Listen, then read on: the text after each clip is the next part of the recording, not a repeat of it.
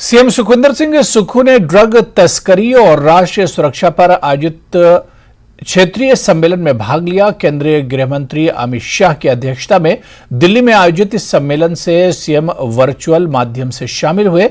यहां सीएम ने drug mafia से प्रभावी ढंग से निपटने के लिए राज्यों को अधिक अधिकार देने की आवश्यकता पर बल दिया। सम्मेलन में सीएम ने ड्रग माफिया पर प्रभावी ढंग से नकेल कसने के लिए एनडीपीएस अधिनियम में संशोधन की भी आवश्यकता बताई और नशीली दवाओं के तस्करों की संपत्ति जब्त करने के लिए एनडीपीएस अधिनियम में एक प्रावधान जोड़ने का आग्रह किया।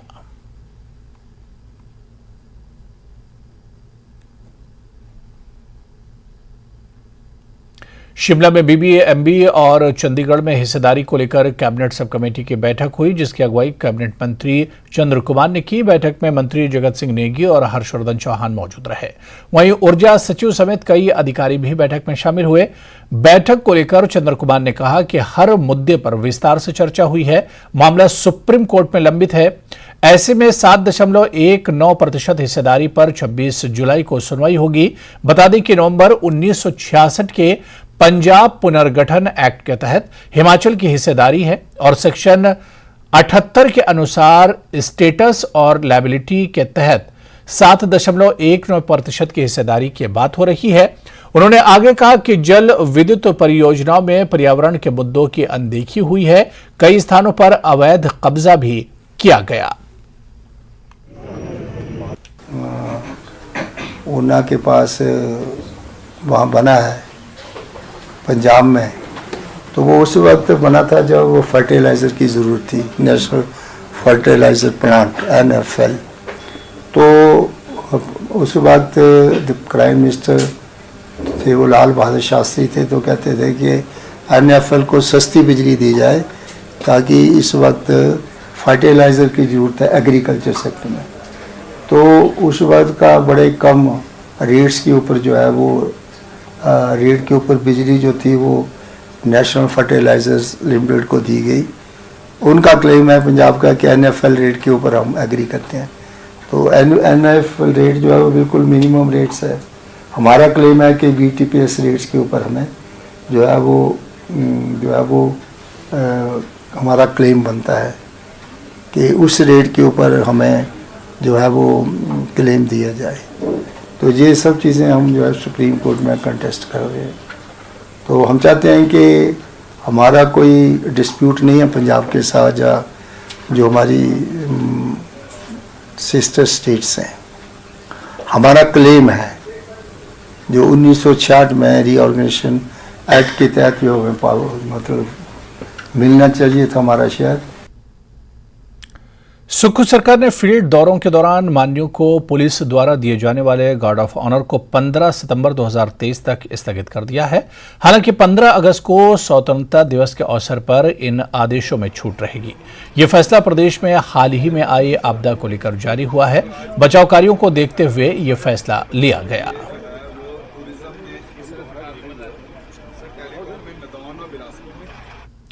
राज्यपाल श्री प्रताप सिंह शुक्ल ने कहा है कि हिमाचल प्रदेश की हालत बेहद गंभीर है और केंद्र की एक विशेष टीम राज्य का दौरा कर स्थिति की जांच करेगी।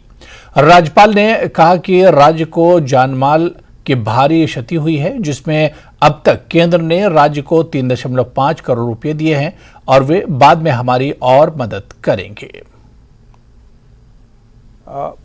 काफी नुकसान हुआ है, लेकिन नुकसान के संदर्भ में अभी हम इस नाते नहीं कह पाएंगे कि केंद्रीय टीम आ रही है, जांच के लिए आ रही है, वह समीक्षा करेगी और समीक्षा करने के बाद जो भी रिपोर्ट वो भी देगी और हम भी अपने डीसी से कहेंगे जो वो रिपोर्ट देंगे, दोनों को कंपेयर करके फिर सेंट्रल गवर्नमेंट और जो सहायता देना है वो देगी।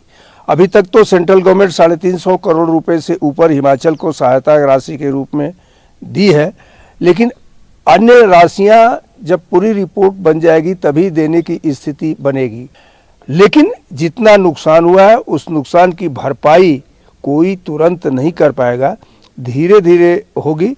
मैं समझता हूं कि यहाँ से जो सामग्री हमने भेजा है, इसके पहले भी भेजा था, मंडी में भी गई थी, कुल्लू में भी गई थी, आज भी मंडी ज़िले में जा रही है और हमारे सेक्रेटरी कदम साहब हैं, ये पूरी तौर पर उसकी समीक्षा कर रहे हैं और समीक्षा कर करके यहाँ से भिजवाने का काम कर रहे हैं।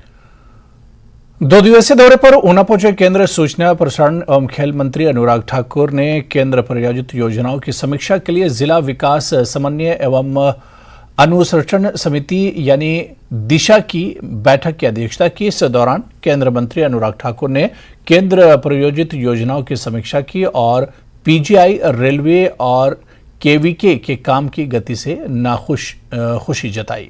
यहां केंद्र मंत्री ने अधिकारियों को विकास योजनाओं में तेजी लाने के निर्देश दिए। साथ ही बाढ़ से उपजे हालात पर अधिकारियों से चर्चा की और उन्हें राहत बचाव को लेकर जरूरी निर्देश दिए। अधिकतर पैसा केंद्र की योजनाओं से ही खर्च होता है छोटे से राज्य में, इसलिए केंद्र की योजनाओं को अगर हम ठीक ढंग से लागू करेंगे तो हमारे ज्यादा लोगों को उस पर लाभ मिल पाएगा और हम जितना ज्यादा खर्च करेंगे अगली बार हम उतना ही मांग सकते हैं। आज भी आपदा के समय कहां से मदद आई? केंद्र से 361 करोड़ रुपए आ गए। इसके अलावा मनरेगा जैसी योजना में हमने इसको और लिबरल कर दिया है। ये केवल अभी नहीं किया, कोविड के समय भी अगर आप देखेंगे तो इसके बजट को लगभग 1 लाख करोड़ कर दिया गया। तो डिमांड ड्रिवन स्कीम है, हमें इसका जितना उपयोग हो सके उतना करना चाहिए। तो एम्प्लॉयबिलिटी भी होगी, सेल्फ एम्प्लॉयमेंट होगा और विकास भी होगा। जसवा प्रागपुर से विधायक विक्रम ठाकुर पर ब्लॉग प्रागपुर के बीडीओ को धमकाने के आरोप लगे हैं। आरोप है कि उन्होंने बीडीओ कार्यालय में बीजेपी कार्यकर्ताओं के साथ कमरा बंद करके बीडीओ को धमकाया है। इस आरोप को स्वीकारते हुए पूर्व मंत्री ने कहा कि कोई भी अधिकारी कांग्रेस का एजेंट बनकर काम करेगा तो वो ईंट से ईंट बजा देंगे। इसका कुछ नहीं है हमारे पास, जो ब्लॉक है इसमें जितनी पंचायतें हैं हम सभी काम कर रहे हैं, एक जैसे काम कर रहे हैं। तो मैं नहीं सर कहूँ कि इनके काम नहीं कर रहे हैं, हम सभी के काम कर रहे हैं और इसमें कोई किसी को पार्टीबाजी का नहीं है। अभी दुख ही हुआ है कि ये सभी अपने कार्यकर्ताओं के ले रहा है, थोड़ा मेरे को घबराने लगे और ऐसे देख लेंगे आपको ऐसे होंगे। जसवा प्रागपुर विधानसभा क्षेत्र के अंदर बीडीओ प्रागपुर कांग्रेस का एजेंट बन के काम कर रहा है। वहां पे कोई भी पंचायत का प्रतिनिधि जाता है तो वो उसको बोलते हैं कि आप कांग्रेस के नेता से फोन करवाइए या कांग्रेस पार्टी ज्वाइन करिए, उसके बाद आपके काम होंगे। मेरे किसी भी व्यक्ति को, मेरे किसी भी पार्टी कार्यकर्ता के साथ इस प्रकार का व्यवहार, इस प्रकार की बात होगी तो मैं किसी भी हद तक जा सकता हूं। ये कोई केवल बदतमीजी की बात नहीं है, मुझे कोई भी किसी एक्सटेंट तक जाना पड़ेगा, मैं जाऊंगा। और ये केवल और केवल अभी मैंने वहां पे ट्रेलर दिखाया है बीडीओ ऑफिस में, कोई भी अफसर अगर इस प्रकार का काम करेगा, किसी ऑर्गेनाइजेशन के प्रति, किसी पार्टी के प्रति वॉइस देकर काम करेगा तो हम ईंट से ईंट खड़काएंगे। उधर नेता प्रतिपक्ष पर बरसे मंत्री जगत सिंह नेगी राजनीतिक रोटियां सेक रहे हैं जयराम ठाकुर। लोगों ने खुश होकर मेरे साथ फोटो खिंचवाए, इनके साथ कोई सेल्फी नहीं ले रहा है तो मेरा कसूर नहीं। जयराम ठाकुर मदद करने के बजाय गाड़ी से नीचे नहीं उतरी। नेता प्रतिपक्ष के सेल्फी खिंचवाने वाले बयान पर भी पलटवार किया।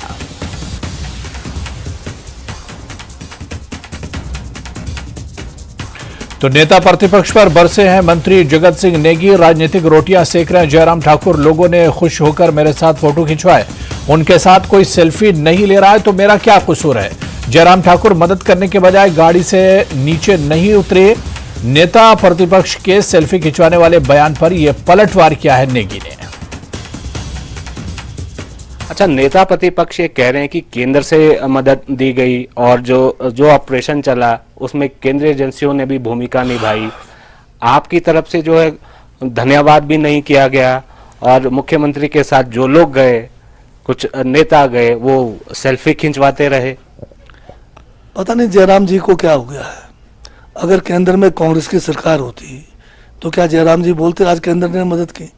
आज ये इसलिए कह रहे हैं केंद्र में क्योंकि इनकी बीजेपी की सरकार है, परंतु ऐसे आपदा के समय में राजनीतिक रोटियां नहीं सेकनी चाहिए। सेल्फी कौन खिंचा रहा है? हम जो है मौके पे जा रहे हैं, लोग खुद खींच रहे हैं, हमारे साथ खींच रहे हैं। जो लोग वहाँ पर प्रभावित है वो लोग जब देख रहे हैं कि कोई उनकी मदद के लिए आया, वो लोग खुश हो रहे हैं। कई लोग आंसू भी निकाल रहे हैं, कहते हैं आए आप मदद देने आए, चाहे मुख्यमंत्री आए, चाहे हमारे अधिकारी गए, चाहे हम लोग गए, तो लोगों ने अपना जो है एक किस्म से थैंक्स कर रहे हैं वो, तो तो उसमें क्या खराबी है? जयराम जी के साथ कोई सेल्फी नहीं खिंचा रहा है तो मेरा कसूर तो नहीं है। अच्छा, हिमाचल प्रदेश में हुई भारी बारिश से जल शक्ति विभाग को 1411 करोड़ रुपयों का नुकसान हुआ है। प्रदेश के उप मुख्यमंत्री मुकेश अग्निहोत्री ने कहा कि यह नुकसान काफी बड़ा है, जिसे उबरने में समय लगेगा। मुकेश अग्निहोत्री ने कहा कि यह रिकॉर्ड है कि अभी तक 4623 योजनाएं रिस्टोर कर दी गई हैं और इसके लिए कर्मचारी सराहना के पात्र हैं। जान जोखिम में डालकर पानी की लाइनों को बहाल करने वाले कर्मचारियों को सम्मानित किया जाएगा। में काम किया है, जिन लोगों ने नदियों में कूद के काम किया है, जिन लोगों ने बहती नदी में बिल्डिंग्स की हैं, जिन लोगों ने जो है सोर्स तक जहां कोई पहुंच नहीं सकता वहां पहुंचने की कोशिश की है। क्योंकि हमारा जल शक्ति का सबसे इम्पोर्टेंट ये है कि हमारे सोर्स जो हैं सारे नदियों में हैं, नालों में हैं, झरनों के पास हैं। तो इसलिए जो है ये चुनौतीपूर्ण काम तो था। इसलिए जिन लोगों ने चुनौती को स्वीकार किया और उन्होंने जान को हथेली पर रख के जो है पूरे प्रदेश को पानी देने का काम किया है, और उनकी लिस्टें हमने मंगवाई हैं और उनके बारे में आगे क्या फैसले करने हैं वो हम करेंगे। भारी बारिश के बाद शिमला को जलापूर्ति करने वाली परियोजनाएं अभी भी पूरी तरह से बहाल नहीं हो पाई हैं, जिससे शिमला में जल संकट गहराया हुआ है। आज शिमला में 31 MLD पानी पहुंचा, जिसके बाद अब प्रशासन शिमला के लोगों को 2 दिन के अंतराल पर पानी देने का विचार कर रहा है। शिमला शहर के लिए रोजाना 42 MLD पानी की जरूरत होती है।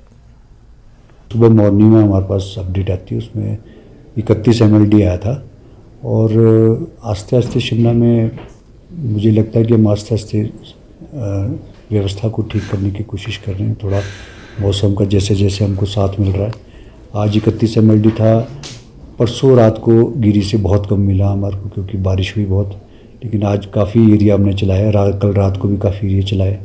आज उसके बाद रात को सुबह मॉर्निंग में नाबा, फागली, पिछले कल टुट्टी कंडी, बालूगंज और रात को कुसुमटी बाज़ार, हाउसिंग बोर्ड कॉलोनी, देवनगर और अलग अलग जगह पे जहाँ जहाँ चला सकते थे उस जगह की कोशिश की है, लेकिन आस्ते आस्ते मैं समझता हूँ कि ठीक हो जाएगा।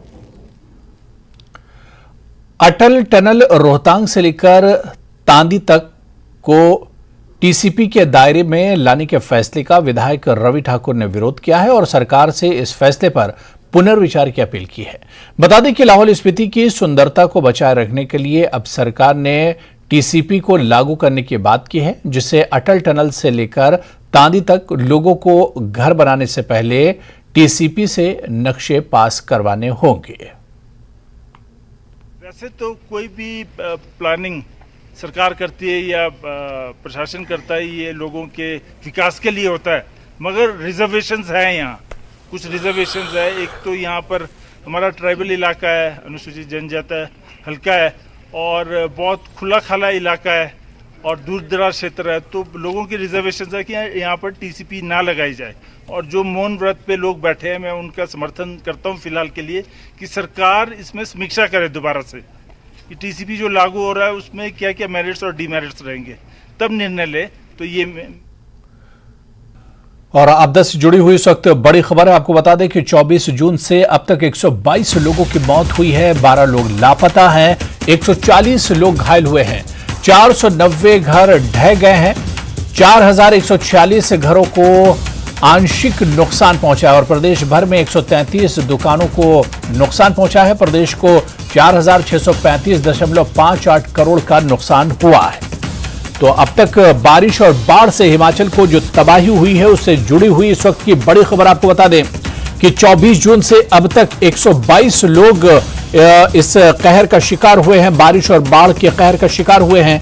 12 लोग अब तक लापता हैं, 140 लोग इसमें घायल हुए हैं, 490 घर ढह गए हैं, 4000 से ज्यादा घरों को नुकसान पहुंचा है। और पूरे प्रदेश की अगर बात करें तो प्रदेश भर में 133 दुकानों को भी नुकसान पहुंचा है। प्रदेश को 4635.58 करोड़ का नुकसान अभी तक हो चुका है। तो तकरीबन 5000 करोड़ का नुकसान, 4635.58 करोड़ का अब तक पूरे प्रदेश में नुकसान हुआ है। 40 से ज्यादा पुल टूट गए हैं और इसके अलावा जितने जो पंचायतें हैं वहां से जुड़ने वाली जितनी सड़कें हैं सभी क्षतिग्रस्त हो गई हैं और इसके अलावा पेयजल जो योजनाएं हैं उन्हें काफी ज्यादा नुकसान पहुंचा है। गाड़ियां पानी में बह गई हैं और इसके अलावा घरों में पानी भर गया है और लैंडस्लाइडिंग की खबरें भी रोजाना आ रही हैं। तो नुकसान जो अभी तक इस आपदा से जुड़ा हुआ जो नुकसान है उसके जो आंकड़े हैं वो काफी डरावने हैं।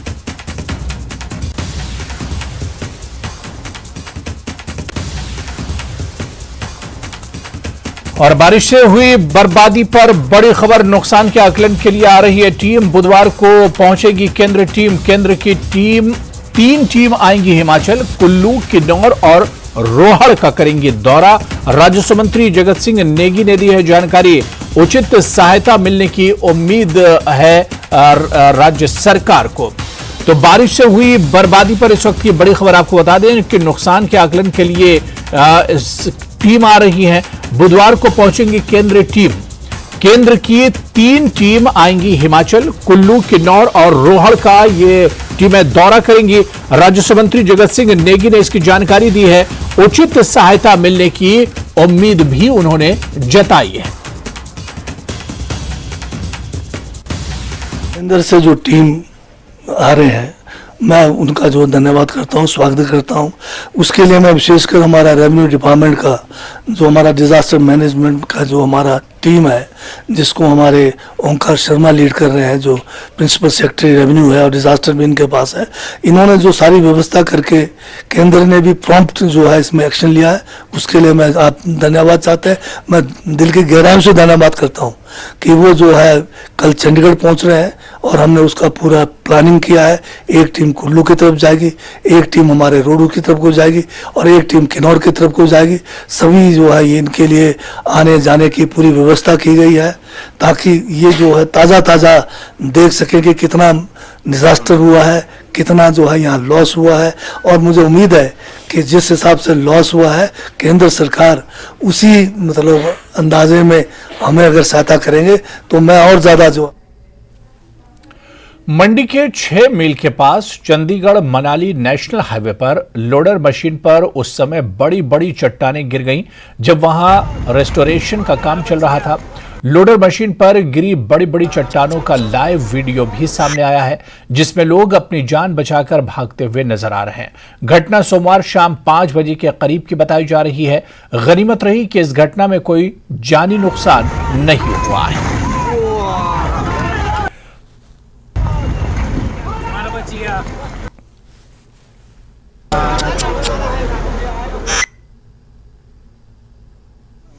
मंडी में जहां पर बहुत ही बड़ा पत्थर गिरा था और जिससे यातायात और लोगों की आवाजाही बाधित हुई थी।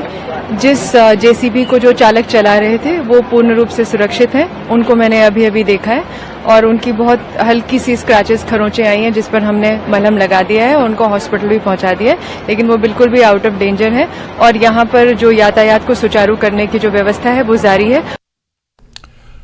और इधर शिमला के संजौली चौक के पास लैंडस्लाइड हो गया है। ये लैंडस्लाइड शाम 5:20 पर हुआ जिससे संजौली लक्कड़ बाजार रोड काफी देर तक अवरुद्ध रहा। इस लैंडस्लाइड से कोई जानमाल का नुकसान तो नहीं हुआ है लेकिन इलाके में पहाड़ी गिरने का खतरा लगातार बरकरार है।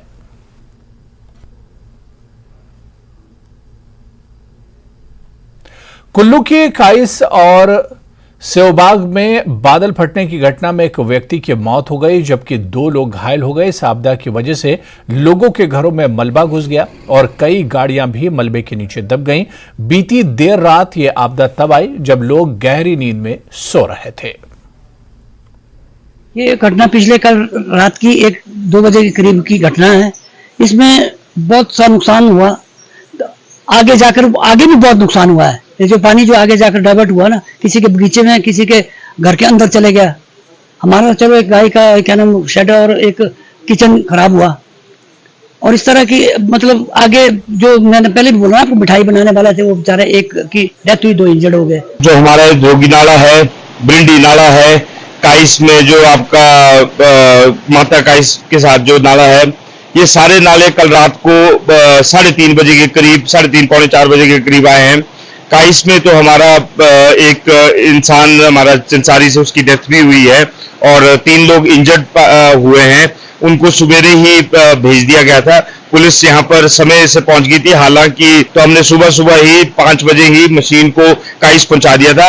जैसे कि आप देख सकते हैं काइस का रास्ता क्लियर कर दिया गया है। देखिए, इसमें एक व्यक्ति की मृत्यु हुई है और 2 व्यक्ति घायल हुए हैं और नुकसान का भी आकलन चल रहा है, जो कि तकरीबन जो है करोड़ों में ही है नुकसान, क्योंकि 2-3 नाले अलग अलग जगह पे बड़े बहुत ही तेजी से आए और स्वेल कर गए, जिससे डेब्रिस आ गया, लोगों के घरों के ऊपर डेब्रिस आ गया, अंदर तक घुस गया पानी, सिल्ट, तो नुकसान तो बहुत ज्यादा है। मनाली विधानसभा क्षेत्र के काइस में एक बार फिर से बादल फटने की जो घटना सामने आई है। देर रात को यहाँ पर हुई इस घटना से जो काफी नुकसान यहाँ पे हुआ। मैं खड़ा हूँ इसमें ग्राउंड जीरो में और यहाँ की कुछ तस्वीरें सबसे दिखा जो आप देखते हैं कि काइस में किस तरह यहाँ पर जो नाले में जो बादल फटा और उसके बाद जो किस तरह तबाही का मंजर यहाँ पर जो सामने आ रहा। आप तस्वीरों में देखते हैं कि इस नाले ने किस तरह की यहाँ पर जो तबाही मचाई है। हालांकि सरकार पर नेता प्रतिपक्ष का हमला, डीजल के बढ़ते दाम का पड़ने लगा बोझ, हिमाचल में हर चीज हुई महंगी। जयराम हेलीकॉप्टर में नेता ले रहे हैं सेल्फी, कई जगह अभी तक नहीं पहुंची कोई सहायता। आपदा राहत कोष में बीजेपी विधायक दल देगी 1 महीने का वेतन। तो नेता प्रतिपक्ष ने हमला बोला है सरकार पर, डीजल के दामों पर भी हमला बोला है और कहा है कि हिमाचल में हर चीज महंगी हो रही है। हेलीकॉप्टर में नेता सेल्फी ले रहे हैं, कई जगह अभी तक नहीं पहुंची है सहायता। आपदा राहत कोष में बीजेपी विधायक दल 1 महीने का वेतन देंगे।